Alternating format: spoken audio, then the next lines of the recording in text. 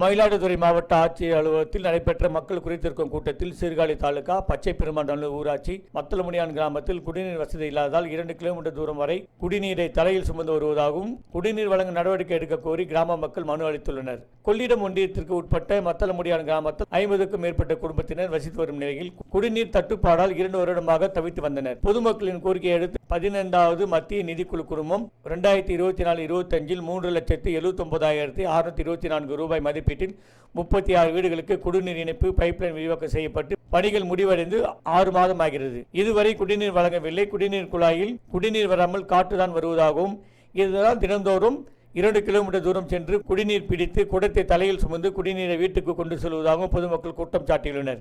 இது குறித்து ஊராட்சி நிர்வாகம் முதல் பலத்துறை அதிகாரிகள் புகார் அளித்தும் நடவடிக்கை எடுக்கவில்லை என்றும், ஆதலால் இன்று மாவட்ட ஆட்சியர் மக்கள் குறைதீர் கூட்டத்தில் நடவடிக்கை எடுப்பார்கள் என்ற நம்பிக்கையில் மனு அளித்துள்ளதாக கிராம மக்கள் தெரிவித்துள்ளனர்.